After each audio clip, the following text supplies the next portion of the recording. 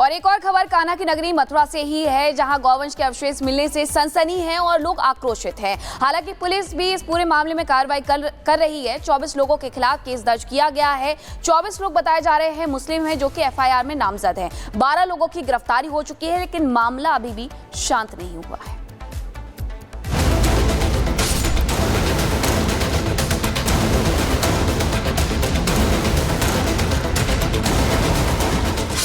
बकरीद का त्योहार तो गुजर गया, लेकिन कृष्ण नगरी मथुरा में माहौल तनाव भरा कर गया।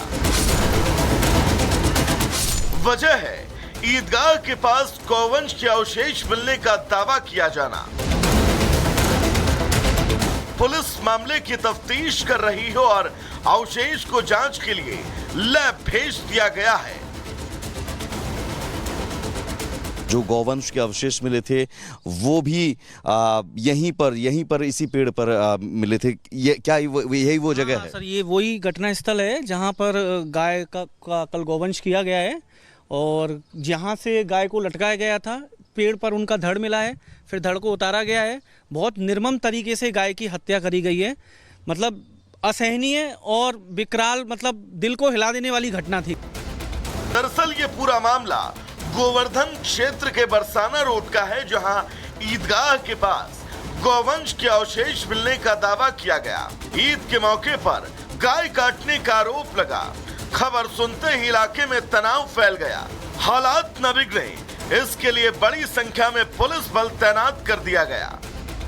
ये पहला मामला है गोवर्धन का। अगर गोवर्धन में भी अगर गाय सुरक्षित नहीं है तो ये समझ जाइए कि ब्रज में कहीं गाय सुरक्षित नहीं है। गोवर्धन क्षेत्र के आसपास जो मेरे बाहुल्य इलाका है, वहाँ तो समझते हैं कि चलो मैं गाय काटते हैं, ले जाते हैं, आए दिन पकड़ी जाती हैं। 7 दिन पहले बरसाने में भी पकड़ी थी गाड़ी, हर जगह गाड़ी पकड़ी जा रही है। पर अगर गोवर्धन में भी ये कार्य हो रहा है तो फिर आप किस तरीके से प्रशासन से हम उम्मीद लगाएंगे? कहाँ तक हिंदू सुरक्षित है, कहाँ तक अपनी संस्कृति सुरक्षित है?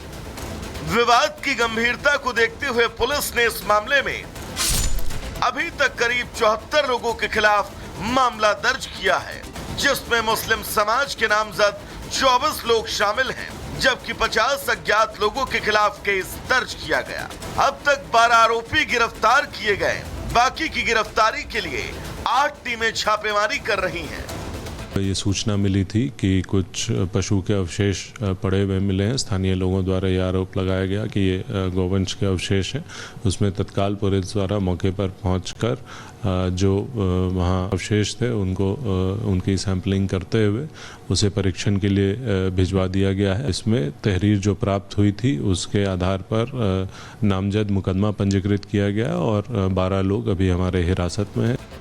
हिंदू संगठनों ने आरोप लगाया कि ईद के मौके पर गौतस्कर सक्रिय हो गए। ऐसे में जरूरी है कि मामले की जांच कराकर दोषियों के खिलाफ सख्त कार्रवाई हो। क्योंकि गौरक्षा गौ सेवा करते हैं, इस क्षेत्र में कौन कौन किस किस कार्य में लगन से कार्य कर रहा है वो हमको है पता। तो जो गाय से संबंधित कृत्य करते हैं, कटान का काम करते हैं, पड्डों के कटान का काम करते हैं, उन लोगों के नाम देके हमने मुकदमा दर्ज कराया। उत्तर प्रदेश गौवध निवारण अधिनियम 1955 के सेक्शन 3 और 5 और 8 के तहत मामला दर्ज किया गया है और ये पूरा मामला 7 जून का है। समय 8 बजे का दिखाया जा रहा है। कान्हा की नगरी मथुरा में तनाव भारी है, लेकिन स्थिति नियंत्रण में बनी है। पुलिस आसपास के सीसीटीवी खंगाल रही है, जिससे गौवंश कहां आया उसका पता लगाया जा सके। Bureau report, Republic Bharat. और एक और खबर कान्हा की नगरी मथुरा से ही है, जहां गौवंश के अवशेष मिलने से सनसनी है और लोग आक्रोशित हैं। हालांकि पुलिस भी इस पूरे मामले में कार्रवाई कर रही है। 24 लोगों के खिलाफ केस दर्ज किया गया है। 24 लोग बताए जा रहे हैं मुस्लिम हैं, जो कि एफआईआर में नामजद हैं। 12 लोगों की गिरफ्तारी हो चुकी है, लेकिन मामला अभी भी शांत नहीं हुआ है।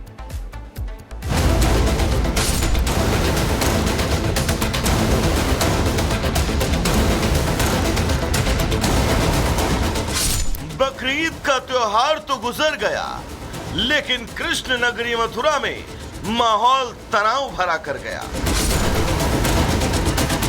वजह है ईदगाह के पास गौवंश के अवशेष मिलने का दावा किया जाना। पुलिस मामले की तफ्तीश कर रही है और अवशेष को जांच के लिए लैब भेज दिया गया है। जो गौवंश के अवशेष मिले थे वो भी यहीं पर इसी पेड़ पर मिले थे। ये क्या यही वो जगह है? सर, ये वही घटना स्थल है जहाँ पर गाय का कल गौवंश किया गया है और जहाँ से गाय को लटकाया गया था, पेड़ पर उनका धड़ मिला है, फिर धड़ को उतारा गया है। बहुत निर्मम तरीके से गाय की हत्या करी गई है। मतलब असहनीय और विकराल, मतलब दिल को हिला देने वाली घटना थी।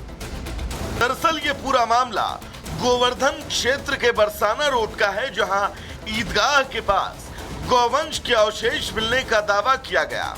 ईद के मौके पर गाय काटने का आरोप लगा। खबर सुनते ही इलाके में तनाव फैल गया। हालात न बिगड़े, इसके लिए बड़ी संख्या में पुलिस बल तैनात कर दिया गया। ये पहला मामला है गोवर्धन का। अगर गोवर्धन में भी अगर गाय सुरक्षित नहीं है तो ये समझ जाइए कि ब्रज में कहीं गाय सुरक्षित नहीं है। गोवर्धन क्षेत्र के आसपास जो मेरे बाहुल्य इलाका है वहाँ तो समझते हैं कि चलो मैं गाय काटते हैं, ले जाते हैं, आए दिन पकड़ी जाती हैं। 7 दिन पहले बरसाने में भी पकड़ी थी गाड़ी, हर जगह गाड़ी पकड़ी जा रही है। पर अगर गोवर्धन में भी ये कार्य हो रहा है तो फिर आप किस तरीके से प्रशासन से हम उम्मीद लगाएंगे? कहाँ तक हिंदू सुरक्षित है, कहाँ तक अपनी संस्कृति सुरक्षित है? विवाद की गंभीरता को देखते हुए पुलिस ने इस मामले में अभी तक करीब 74 लोगों के खिलाफ मामला दर्ज किया है, जिसमें मुस्लिम समाज के नामजद 24 लोग शामिल हैं, जबकि 50 अज्ञात लोगों के खिलाफ केस दर्ज किया गया। अब तक 12 आरोपी गिरफ्तार किए गए। बाकी की गिरफ्तारी के लिए 8 टीमें छापेमारी कर रही हैं। ये सूचना मिली थी कि कुछ पशु के अवशेष पड़े हुए मिले हैं। स्थानीय लोगों द्वारा ये आरोप लगाया गया कि ये गौवंश के अवशेष हैं। उसमें तत्काल पुलिस द्वारा मौके पर पहुंचकर जो वहाँ अवशेष थे उनकी सैंपलिंग करते हुए उसे परीक्षण के लिए भिजवा दिया गया है। इसमें तहरीर जो प्राप्त हुई थी उसके आधार पर नामजद मुकदमा पंजीकृत किया गया और 12 लोग अभी हमारे हिरासत में हैं। हिंदू संगठनों ने आरोप लगाया कि ईद के मौके पर गौतस्कर सक्रिय हो गए। ऐसे में जरूरी है कि मामले की जांच कराकर दोषियों के खिलाफ सख्त कार्रवाई हो। क्योंकि गौरक्षा गौ सेवा करते हैं, इस क्षेत्र में कौन कौन किस किस कार्य में लगन से कार्य कर रहा है वो हमको है पता। तो जो गाय से संबंधित कृत्य करते हैं, कटान का काम करते हैं, पड्डों के कटान का काम करते हैं, उन लोगों के नाम देके हमने मुकदमा दर्ज कराया। उत्तर प्रदेश गौवध निवारण अधिनियम 1955 के सेक्शन 3 और 5 और 8 के तहत मामला दर्ज किया गया है और ये पूरा मामला 7 जून का है। समय 8 बजे का दिखाया जा रहा है। कान्हा की नगरी मथुरा में तनाव भारी है, लेकिन स्थिति नियंत्रण में बनी है। पुलिस आसपास के सीसीटीवी खंगाल रही है, जिससे गौवंश कहां आया उसका पता लगाया जा सके। Bureau report, Republic Bharat.